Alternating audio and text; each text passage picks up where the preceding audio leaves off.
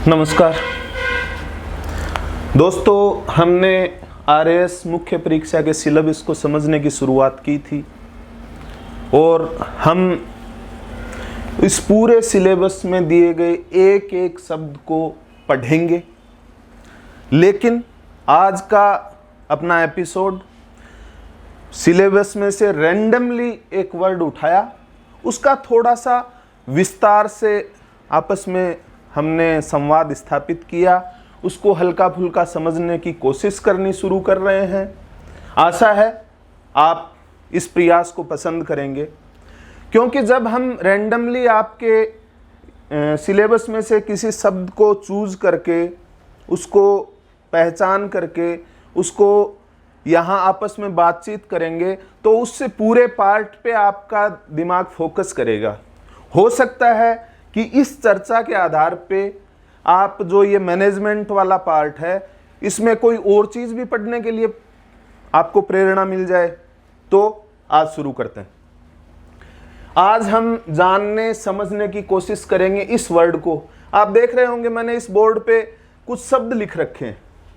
हो सकता है आपको दिखाई ना दे रहे हों, लेकिन इन्हीं शब्दों के आधार पर हम इस शब्द को पूरा जो अर्थ है, पूरा एसेंस है, उसको जानने समझने की कोशिश करेंगे। एपिसोड पूरा देखने के बाद मेरा आपसे आग्रह और अनुरोध है कि आप अपनी जो बातचीत हुई है उसके आधार पर कुछ 30 शब्दों का एक पैराग्राफ लिखेंगे, एक पैराग्राफ 70 वर्ड्स का लिखेंगे और एक पैराग्राफ 125 वर्ड्स का लिखेंगे अपने मन से। ये सारी चीजें, ये सारे जो शब्द हैं मैंने किताबों में देखकर पढ़े हैं, उनसे जो मैंने थोड़ा बहुत समझा है उसको अपने तरीके से प्रस्तुत करने की कोशिश कर रहा हूं। हो सकता है किसी को पसंद आ जाए। आज का शब्द है उद्यमशीलता। अंग्रेजी में बोलते हैं एंटरप्रेन्योरशिप। एंटरप्रेन्योरशिप आपने नाम तो खूब सुना होगा, ट्विटर का नाम सुना होगा, जैक डोर्सी का नाम सुना होगा। जैक डोर्सी क्या है? उद्यमी। क्यों है? क्योंकि उनमें उद्यमशीलता का गुण है। तो भाई ये उद्यमशीलता होती क्या है? बहुत ही सरल सी बात है। इस शब्द को थोड़ा सा डिटेल में आप पढ़ लेंगे, आपको उद्यमशीलता समझ में आ जाएगी। यह शब्द दर्शाता है मौलिकता को। किस चीज की मौलिकता भाई? विचारों की मौलिकता। आप कोई नया इनोवेटिव आइडिया आपके दिमाग में आया, आपने कोई विशेष तकनीक, विशेष सेवा के आधार पर इस बाजार में कोई डिमांड है, उसको नए तरीके से क्रिएटिव वे में पूरा करने का प्रयास अगर कर रहे हैं, मतलब आप उद्यमशीलता का लक्षण दिखा रहे हैं, मतलब आप उद्यमी हैं। तो उद्यमशीलता है मौलिकता, इनोवेटिव आइडिया, क्रिएटिव थिंकिंग। किस चीज? जिसमें रिस्क रहता है, जोखिम, खतरा। किस चीज का खतरा? आप जो अपना समय, संसाधन, ऊर्जा जो खर्च कर रहे हैं, उस पे गारंटी नहीं है कि प्रतिफल मिलेगा। जो आप निवेश कर रहे हैं, कोई निश्चित नहीं है कि प्रॉफिट मिल ही जाएगा। ये जोखिम है। फिर भी लोग जोखिम क्यों लेते हैं? क्योंकि उनको खुद की क्षमता, खुद के मौलिक आइडिया की जनता के बीच में एक्सेप्टेबिलिटी पर आत्मविश्वास होता है। दोस्तों, क्यों उद्यमी क्यों बनता है, या उद्यमशीलता क्यों जरूरी है?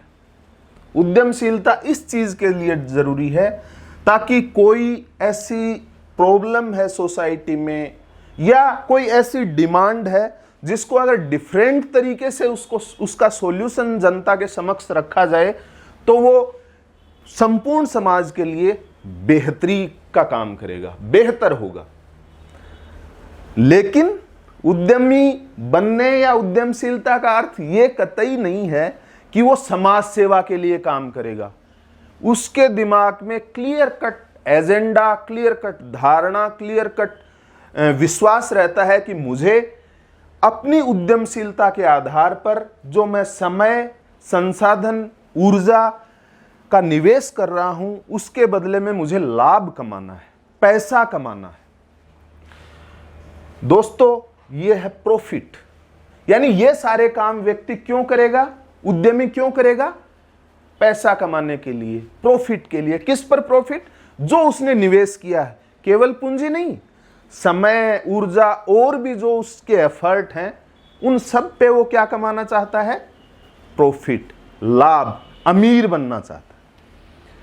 उसके बाद आ गया एफर्ट, यानी उद्यमी बनने का जो गुण है या जो उद्यमी बनने की या उद्यमशीलता की जो अवधारणा है, उसका एक महत्वपूर्ण लक्षण है एफर्ट।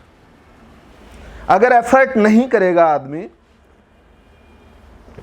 तो उसका जो क्रिएटिव आइडिया है, इनोवेटिव थिंकिंग है, उसको जहां उसकी डिमांड है, जो उसने सॉल्यूशन प्रस्तुत किया है, उन लोगों तक वो पहुंचेगा नहीं। लगातार कोशिश करेगा तभी उस नए इनोवेटिव आइडिया या क्रिएटिव थिंकिंग या एक विशिष्ट थॉट के बारे में लोगों में एक्सेप्टेबिलिटी नहीं बढ़ेगी। जैसे हम जोमेटो से समझने का प्रयास करें, मानो भाई जोमेटो क्या है? एक ऐसा प्लेटफॉर्म या एक ऐसी एप्लीकेशन है जो एक तरफ कंज्यूमर या कस्टमर मान लो, या कंज्यूमर, जो भी आप कहना चाहें, एक तरफ प्रोड्यूसर, दोनों को उसने एक जगह लाके खड़ा कर दिया। उसने कह दिया कि देखो, इस एप्लीकेशन में आपको ये रेस्टोरेंट दिखाई दे रहे हैं, आप इन पे क्लिक मारो, ऑर्डर करो, पैसे देने की भी जरूरत नहीं है, 20 मिनट्स में आपके घर पे जो भी आप मंगवाना चाहें रेस्टोरेंट से आ जाएगा। लेकिन भाई अब तक भी तो हम, ये तो है नहीं कि अब तक नहीं ला रहे थे, अब तक भी रेस्टोरेंट में लोग जाकर खाना भी खा रहे थे, वहां से पैक करके घर पे भी ला रहे थे, अपने दोस्तों को या रिश्तेदारों को या फैमिली मेंबर्स को या अतिथियों को लाकर खिला रहे थे। जोमेटो ने क्या किया? जोमेटो ने इसी रेस्टोरेंट और इसका जो कस्टमर है, उनको एक प्लेटफॉर्म देके एक इनोवेटिव और क्रिएटिव आइडिया के तहत एक जगह लाके खड़ा कर दिया। इससे क्या हुआ?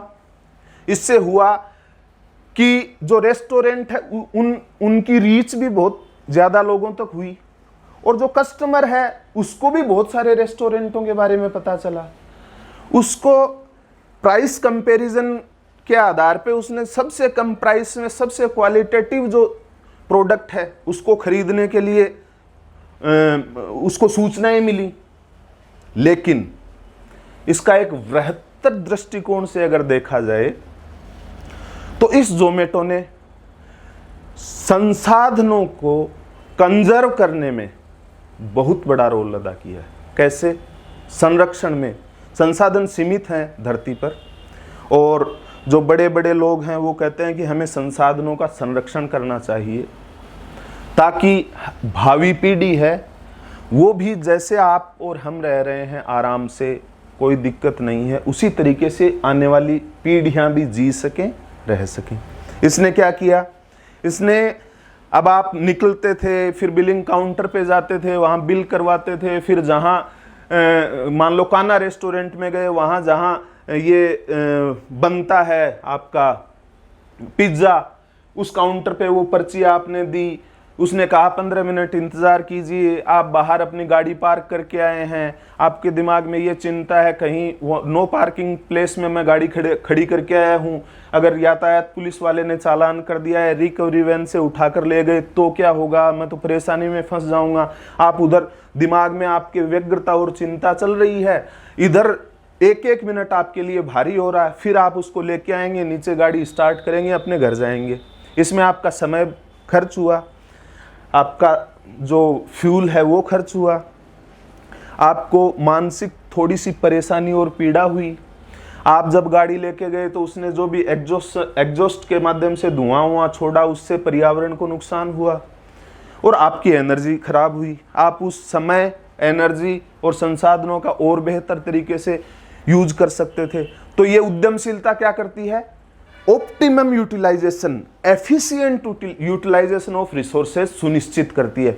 इसलिए लोग कहते हैं कि उद्यमियों को उद्यमशीलता को बढ़ावा दिया जाना चाहिए, जिससे हमें हमारी प्रॉब्लम्स के या हमारी डिमांड्स के बेहतर और इनोवेटिव सॉल्यूशन हमारे पास उपलब्ध हो सकें, जिससे हम संसाधनों को कंजर्व करके उनको लंबे समय तक चला सकें। दोस्तों, ऐसा कहते हैं कि ये केवल इन्हीं शब्दों के आधार पे मैं बोल रहा हूं, अपनी तरफ से कुछ नहीं है, कुछ भी मौलिक नहीं है, किताब में लिखा हुआ है, प्रस्तुतिकरण मैं अपने हिसाब से कर रहा हूं। ऐसा कहते हैं कि उद्यमी बनने के लिए क्या गुण होने चाहिए। अगर उसकी विशेषताओं का थोड़ा बहुत अगर जानने समझने का प्रयास किया जाए, तो मैंने थोड़े से ऐसे समझने का प्रयास किया, वो मैं आपको बताने की कोशिश कर रहा हूं। पहला उद्यमी का व्यक्तित्व विशिष्ट होता है। क्या विशिष्टता पाई जाती है वही उद्यमी में, आप सोचना। पहली विशिष्टता होती है कि वो धैर्यवान होता है। धैर्य क्यों जरूरी है? धैर्य इसलिए जरूरी है कि उसने जो समय, संसाधन और एफर्ट का जो निवेश किया है, उसका प्रतिफल कितने दिन बाद मिलेगा उसको आइडिया नहीं है, लेकिन वो अपने मस्तिष्क में, अपने दिमाग में उसने क्लियर कट थिंकिंग है उसकी कि प्रतिफल तो मुझे मिलेगा, क्योंकि मेरा सॉल्यूशन, एग्जिस्टिंग जो सॉल्यूशन है उनसे बेटर है। लेकिन वो गेस्टेशन पीरियड कितना होगा, यानी वो समय कितना होगा जब उसका निवेश में जितना उसने निवेश किया उतना पैसा मिल जाएगा और उस पर प्रॉफिट आना शुरू हो जाएगा, क्योंकि प्रॉफिटेबिलिटी का तो उसके दिमाग में आइडिया रहता है। आप गूगल पे सर्च मार के ये देखना कि रेस्टोरेंट इंडस्ट्री में कितने लोग इनोवेटिव आइडिया और थिंकिंग और नई थीम के आधार पर रेस्टोरेंट का बिजनेस स्टार्ट करते हैं, कितने % लोग रिटेन रह पाते हैं, यानी वो रेस्टोरेंट का बिजनेस जिसने रेस्टोरेंट स्टार्ट किया है, कितने लोग उसको कंटिन्यू कर पाते हैं। आप कमेंट सेक्शन में मुझे लिखना परसेंटेज में। उस व्यक्ति के व्यक्तित्व में ऑनेस्टी और इंटीग्रिटी होती है। अब ऑनेस्टी और इंटीग्रिटी होना क्यों जरूरी है? ऑनेस्टी और इंटीग्रिटी होना इसलिए जरूरी है कि वो अकेला तो काम करेगा नहीं, उसके साथ कुछ लोग मिलके काम करेंगे। अगर वो डिसऑनेस्ट और उसकी इंटीग्रिटी में लोगों को, साथियों को अभाव दिखाई देगा, तो उससे क्या है, अविश्वास बढ़ता है। अगर संगठन के अंदर ही अविश्वास है, तो उसके जो कस्टमर है धीरे धीरे उनके अंदर भी अविश्वास आ जाएगा। लोग एक दूसरे की पुलिंग करना शुरू कर देंगे, टांग खिंचाई करना शुरू कर देंगे, और धीरे धीरे उनका जो उन्होंने उद्यम स्थापित किया है वो खत्म हो जाएगा, क्रैश कर जाएगा। अगर तीसरी बात करें, एक और बात करें, तो उद्यमी बनने के लिए व्यक्ति का टेक्निकल फ्रेंडली होना बहुत जरूरी है। यानी वर्तमान जो एग्जिस्टिंग टेक्नोलॉजी है उसके बारे में उसको जानकारी और समझ, जो नई तकनीकी आ रही है उसका अपने उद्यम के हित में इस्तेमाल करने की उसमें क्षमता होनी चाहिए। नई तकनीकियों को एक्सेप्ट करने की उसमें मानसिक कौशल होना चाहिए, ये जरूरी है। उसके साथ साथ मैंने यहां लिखा है सुनना, यानी उसमें सुनने की क्षमता होनी चाहिए। आप सुन रहे हैं या आप लिसन कर रहे हैं या हियर कर रहे हैं, बताना। हियर क्या है? हम किसी को कहते हैं अरे यार सुन, लेकिन अगर वो नहीं सुनता है अपनी, तो हम क्या करते हैं, अरे भाई ध्यान से सुन। यही डिफरेंस है। हियर सुनना, लिसन ध्यान से सुनना। अगर आप अपना समय यहां निवेश कर रहे हैं तो लिसनिंग करना, ध्यान से सुनना। तो जो उद्यमी होता है उसमें सुनने का भयंकर प्रवृत्ति पाई जाती है, बहुत ध्यान से सुनता है, विविध स्रोतों से मिलने वाली सूचनाओं को सुनता है, पढ़ता है, विश्लेषण करता है, और इन तीनों चीजों के आधार पर जो भी उसने कुछ सुना, पढ़ा, समझा, उसको अपने शब्दों में अभिव्यक्त करके लिखता है। इससे क्या होता है, वैरायटी ऑफ सोर्सेज से जो उसको सूचनाएं मिलती हैं उसमें एक इनोवेटिव आइडिया जनरेट होते हैं। अगर आप में पढ़ने, लिखने, सुनने और सोचने की क्षमता का अभाव है तो इनोवेटिव आइडिया नहीं आ सकता। इसलिए उद्यमी के व्यक्तित्व में यह लक्षण होना बहुत जरूरी है। अगला और क्या जरूरी है? और जरूरी है कि उस व्यक्ति को प्रबंधन संबंधी जो बेसिक आइडियाज हैं मैनेजमेंट के, उनके बारे में उसको सैद्धांतिक ज्ञान होना चाहिए और उसको व्यावहारिक रूप से कैसे अप्लाई किया जा सकता है यह पता होना चाहिए। अब प्रबंधन संबंधी बेसिक चीजें क्या है? ये बेसिक चीजें, एक वर्ड आता है पोस्ट कॉर्ब, इसी में छुपा हुआ है प्रबंधन। पोस्ट कॉर्ब का मतलब है, पी का मतलब है प्लानिंग, क्या करना है, कैसे करना है, कब करना है, क्यों करना है, इफेक्टिव वे क्या हो सकता है कम से कम संसाधनों में। ओ ऑर्गेनाइजिंग, जो मैं काम करूंगा उसके लिए कितने लोगों की रिक्वायरमेंट रहेगी, कौन कहां बैठेगा, कौन किसको सुनेगा, कौन किसको चिट्ठी पित्री भेजेगा, इसका एक खाका तैयार करना, ये ऑर्गेनाइजिंग है। ये नहीं कि जो अकुशल या कम सक्षम व्यक्ति है उसको ऊपर बिठा दिया और जो ज्यादा बेहतर तरीके से कर सकता है उसको नीचे बिठा दिया, मतलब उसमें ऑर्गेनाइजिंग की कैपेसिटी नहीं है। एस का मतलब है स्टाफिंग। अब उसने सैद्धांतिक रूप से खाका तैयार कर लिया, अब उसके लिए क्या चाहिए? मानव संसाधन। कैसा मानव संसाधन? जो उस पद के लिए सर्वोत्तम हो। तो वो क्या करता है? कुछ ऐसी टेक्निक्स के आधार पे उसको जिन क्वालिटी, काम करने के लिए जिन कैपेबिलिटी की जरूरत है और जिस आदमी में वो कैपेबिलिटी है उनको इंडक्ट करता है, अट्रैक्ट करता है और वहां बिठा देता है। इसी को बेसिकली रिक्रूटमेंट कह दो, स्टाफिंग कह दो, ये साधारण भाषा में ऐसे ही कहा जा सकता है। डी का मतलब है डायरेक्टिंग, कौन किसको आदेश देगा, कौन किसको गाइडेंस देगा, कौन गाइडलाइंस प्रोवाइड करवाएगा और उसके आधार पे कौन उन जो गाइडलाइंस दी गई हैं, गाइडेंस दिया गया उसके आधार पे काम करेगा। इसी को बेसिकली डायरेक्टिंग कहते हैं।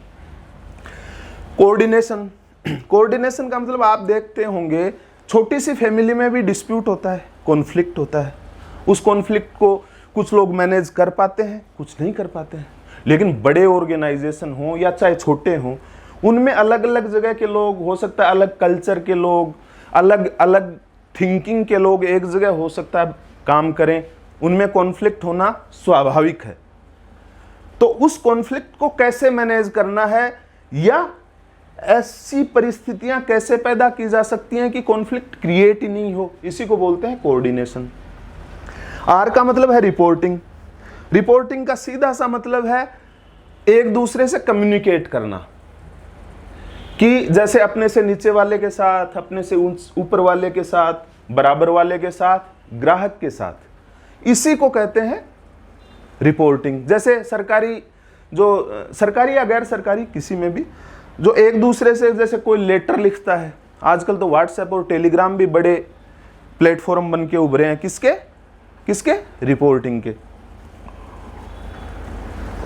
आपके भी जो चौथा जो पेपर है हिंदी का, उसके सिलेबस में कुछ पत्र ऐसे कुछ चीजें शामिल हैं। वो बेसिकली आपको सेवा में आने से पहले रिपोर्टिंग कैसे की जाती है उसी के बारे में बेसिक आइडिया देने का प्रयास है। एक वर्ड है बजटिंग। बजटिंग का मतलब पैसा कहां से आएगा, कहां निवेश करना है, कैसे मैं इस मितव्ययता रख सकता हूं, अपने प्रोडक्शन की कॉस्ट कैसे कम कर सकता हूं और प्रॉफिटेबिलिटी कैसे बढ़ा सकता हूं, इसी को बेसिकली कहते हैं बजटिंग। तो ये मैनेजरियल कैपेबिलिटी का उसको पहले अध्ययन करना पड़ेगा, समझना पड़ेगा, विश्लेषण करना पड़ेगा। अगर ये कोई कर पाता है मतलब उसमें उद्यमशीलता के लक्षण हैं और वो उद्यमी बन सकता है। दोस्तों, कहते हैं कि जब उद्यमशीलता संसाधनों का संरक्षण करती है, बेहतर सॉल्यूशन प्रोवाइड करती है, तो इसके लिए वातावरण कौन बना सकता है? यानी कौन ऐसे रिस्पॉन्सिबल लोग हैं या कौन ऐसी रिस्पॉन्सिबल संस्थाएं हैं या जिनको ऐसा वातावरण बनाया जाना चाहिए कि लोग उद्यमी बनने के लिए प्रोत्साहित हों, उनमें उद्यमशीलता के गुण और लक्षण विकसित हों, ताकि वर्तमान समस्याओं का या वर्तमान मांगों का बेहतर तरीके से उनका सॉल्यूशन हो सके समस्याओं का, और डिमांड की आपूर्ति हो सके। तो भाई कौन कर सकता है? क्यों? क्योंकि बेहतर तरीके से आपूर्ति होगी या सॉल्यूशन होगा तो संसाधनों का संरक्षण होगा। इसी को शायद सतत विकास कहते होंगे। इसके लिए सबसे ज्यादा कर सकती है सरकार। जैसे भारत सरकार स्टार्टअप को प्रोत्साहन दे रही है कि भाई आप छोटे छोटे स्टार्टअप क्या है? उद्यमी स्टार्टअप करता है। स्टार्टअप का मतलब अपने इसी idea, thinking, innovative thoughts, creative thinking, innovation के आधार पे, न्यू टेक्निक्स के आधार पे कोई नए तरीके से किसी डिमांड की आपूर्ति करने के लिए कुछ स्टार्ट करना नया, उसी को स्टार्ट तो सरकार कर सकती है। भारत सरकार भी इस चीज को प्रोत्साहन दे रही है। एनजीओ भी कर सकते हैं, क्योंकि एनजीओ अगर किसी स्टार्टअप को, किसी उद्यमी को अगर आगे बढ़ाता है तो चूंकि एनजीओ और जनता का अच्छा कनेक्ट रहता है, अच्छा कम्युनिकेशन रहता है, तो लोग उस पर ज्यादा भरोसा करेंगे, तो जनता में उसकी एक्सेप्टेबिलिटी बढ़ती है। जो भी उद्यमी या जो उसने नया उद्यम स्टार्ट किया है उसकी सेवाएं लेने के प्रति स्वीकार्यता बढ़ती है। इसलिए एनजीओ कर सकते हैं। बहुत बड़े व्यापारी, बिजनेसमैन हैं, वो भी कर सकते हैं, क्योंकि वो अपने लाभांश का अगर थोड़ा सा भी हिस्सा उद्यमियों को प्रोत्साहित करने के लिए, उद्यमशीलता को प्रोत्साहित करने के लिए अगर निवेश कर दें तो पूरे देश में उद्यमशीलता का वातावरण डेवलप हो सकता है और भारत भी बेहतर बन सकता है। वर्तमान जो परिस्थितियां हैं उनसे और भी बेहतर बन सकता है। तो इसी आधार पर, इन्हीं शब्दों, ये शब्द आप देखना, इन्हीं शब्दों के आधार पर आज हमने इस जो आपका प्रबंध वाला पार्ट है उसमें उद्यमशीलता जो वर्ड लिखा हुआ है उसका थोड़ा सा विस्तार से वर्णन किया है। सिलेबस पर हमारी चर्चा चलती रहेगी। पूरा सिलेबस के एक एक शब्द को हम पढ़ने का, आपस में बातचीत करने का प्रयास करेंगे। लेकिन मेरा आपको एक विशिष्ट सलाह और सुझाव है कि बिना कॉपी और पेन नहीं बैठें। थोड़ा सा अपने मोबाइल स्क्रीन को अपने से थोड़ा सा दूर रख के, अगर कोई शब्द पसंद आ जाए उसको लिख लिया, कोई किसी बड़े व्यक्तित्व ने कोई स्टेटमेंट दिया, वो मैंने यहाँ बोल दिया, वो आपको पसंद आ जाए तो वो लिख लेना। लेकिन ये करना ज़रूर। अगले एपिसोड आने से पहले मैं आपको एक होमवर्क देता हूँ। इस उद्यमशीलता के बारे में अपने शब्दों में, अपने हिसाब से, किताब में देख के, पढ़कर, सुनकर, कुछ भी करके 30 शब्दों में लिखना उद्यमशीलता क्या होती है। 50 शब्द, 70 शब्दों में ये लिखना कि उद्यमशीलता के लिए उद्यमी में कौन कौन से गुण होने जरूरी हैं। और 125 शब्दों में ये लिखना कि भारत में उद्यमशीलता के वातावरण को बढ़ावा देने के लिए, उद्यमी प्रवृत्ति को बढ़ावा देने के लिए सरकार को क्या प्रयास करना चाहिए। आज के एपिसोड में इतना ही। मिलते हैं। धन्यवाद। नमस्कार।